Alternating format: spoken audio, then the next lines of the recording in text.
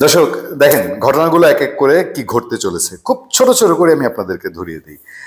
NCP একটা statement দিয়েছে এবং স্টেটমেন্টের হেডলাইন হচ্ছে গোলাম আজমের বাংলায় স্লোগানের দায়িত্ব তাদেরকেই নিতে হবে। এনসিপি মানে আওয়ামী লীগ নিষিদ্ধের জন্য শাহবাগে যে জমায়েত হয়েছে সেখানে গোলাম আজমের বাংলায় আওয়ামী লীগের স্থান নাই। তারপরে কি আপনার নিজামীর বাংলায় আওয়ামী লীগের স্থান নাই।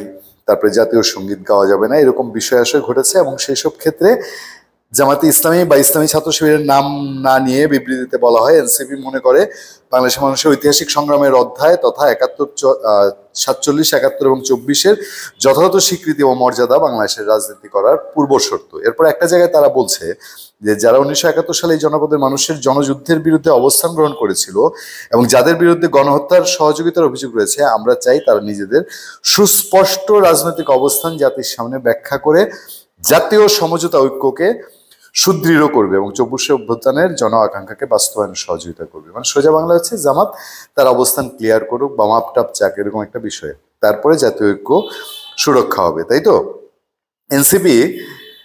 এনসিপির পাশাপাশি জামাতে ইসলামী, ইসলামী ছাত্র শিবির, ইসলামী আন্দোলন, আপ বাংলাদেশ সহ কিছু সংগঠন ওই যে আওয়ামী লীগ বিরোধী, আওয়ামী লীগকে নিষিদ্ধ করার প্রোগ্রামে যোগ দেয়।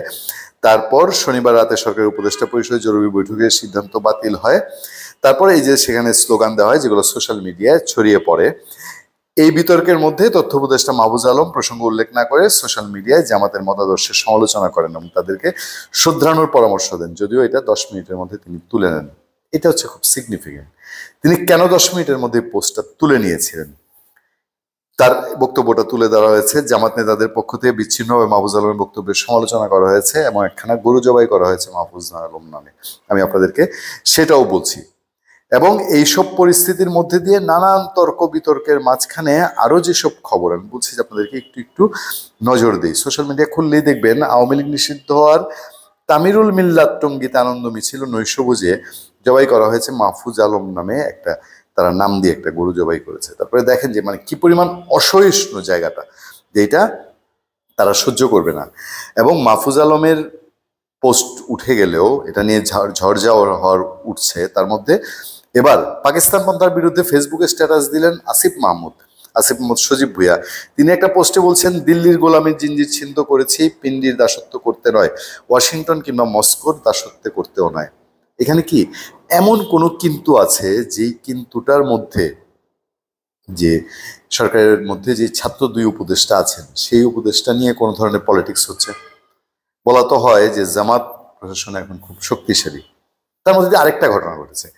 গোলাম আজমের ছেলে তিনি ফেসবুকে একটা পোস্টে দাবি করেছেন যে যারা ইতিহাসের সর্বশ্রেষ্ঠ বাংলাদেশী অধ্যাপক গোলাম আজমকে রাজাকার বলে তারা ভারতের দোসর, দালাল, গোলাম, পাঁচচাটা কিট। সহজ বলে দেওয়া। এর জবাবে সোশ্যাল মিডিয়া যারা ব্যবহার করেন তারা নানান রকম কমেন্ট করছেন। ওই পোস্টের নিচে আমি কমেন্ট দেখছি যে গামছা পাগলে কয় কি, ওনাকে বিগত হাসিনা সরকার 12 বছর গুম করেছিল কেন তা আজও জানি না, রাজাকার যে ঘৃণ্য বস্তু সেটা তিনি স্বীকার করলেন, তুই কে আমি কে, রাজাকার স্লোগানওয়ালারা বুঝুক তারা নিজেদের কি চিজ বলেছে। তারপর উনি জানাজার কথা বলেছেন যে গোলাম আজমের জানাজায় অসংখ্য লোক হয়েছে। তো এটার একজন জবাবে বলছেন যে জানাজায় বেশি লোক হলেই কি প্রমাণ হয় তিনি উত্তম মুসলিম? হযরত মুহাম্মদ সাল্লাল্লাহু আলাইহি ওয়াসাল্লাম, হযরত ওসমান রাদিয়াল্লাহু আনহু সহ বিভিন্ন জানাজার উদাহরণ দিয়ে তারা এগুলো যুক্তি খণ্ডেছেন। খেলা এখানে শেষ না। তারপরে একে একে নানানজন নানান কথা বলছে, যে কেউ কেউ বলছে যে এর মধ্যে দিয়ে লেগে গেছে কার কার, এনসিপি বা জামাতের মধ্যে অথবা তাদের কোনো একটা প্রেক্ষাপটে।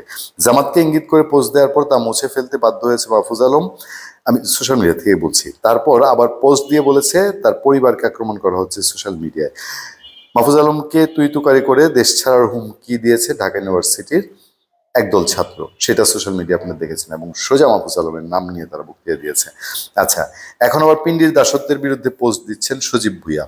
গণ অভ্যুত্থানের পর সবকিছু জামাত নিয়ন্ত্রণে নিয়ে বিএনপিকে মাঠের বাইরে বের করে দেওয়ার কাজে অনেকটা সফল হওয়ার পর এখন সরকারে থাকা 2 ছাত্র উপদেষ্টাকে টার্গেট করেছে। আমরা এটার জায়গায় যেতে চাই না, আমরা ডিপে যেতে চাই না। বিএনপির মানুষজনের পোস্ট দেখছি, তারা বলছেন যে টেকনিক্যালি বিএনপি জিতে গেছে। ওই যে বিএনপিকে বলা হয়েছে বিএনপি ভুয়া, বিএনপি আওয়ামী লীগ নিষিদ্ধ চায় না।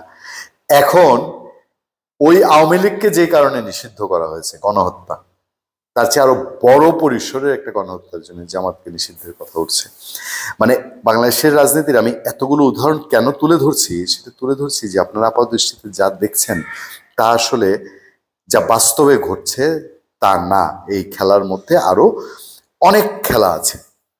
চারদিকে শোনা যায় ফিসফাস জোড়াতালি দিলে এখন পর্যন্ত যা দাঁড়ায় তা হলো হঠাৎ করে এক রাতের মধ্যে পরিস্থিতি অনেকটা চেঞ্জ হয়ে গেছে কিনা। সেই চেঞ্জটা কি? চেঞ্জটা এমন, যারা ভাবছেন যে হয়তো এনসিপি বা জামাতে ইসলামীর সাথে এখন আর যারা আছেন তাদের একটা বিরোধ তৈরি হয়েছে, ব্যাপারটা কি আসলে তাই? নাকি আরো যদি গভীরে পর্যবেক্ষণে যান তাহলে ব্যাপারটা হচ্ছে ওই যে এনসিপি যে বিবৃতি দিয়েছে যে জামাত কোনো না কোনো একটা ভাবে ৭১-এর যে ঘটনা, ৭১-এ তার যে দায়, সেটার থেকে তারা একটু ফিল্টার হয়ে বাইরে আসুক, সেরকম কি কোনো প্রেক্ষাপট? দেখেন, গোলাম আজমের ছেলের যে পোস্ট, এই পোস্টের জবাব দিচ্ছে মানুষ বারবারই ৭১ সালের অনেক পত্রপত্রিকার যে স্ক্রিনশটগুলো, ছবিগুলো, সেগুলো তুলে মানুষ পোস্ট দিচ্ছে। সেখানে প্রকাশ্য দেখা যাচ্ছে যে গোলাম আজম বিভিন্ন রাজাকার ক্যাম্পে যাচ্ছেন, তাদেরকে শক্তিশালীর কথা বলছেন, মুক্তিকামী মানুষকে, মুক্তিযোদ্ধাদের তিনি দুষ্কৃতিকারী বলছেন।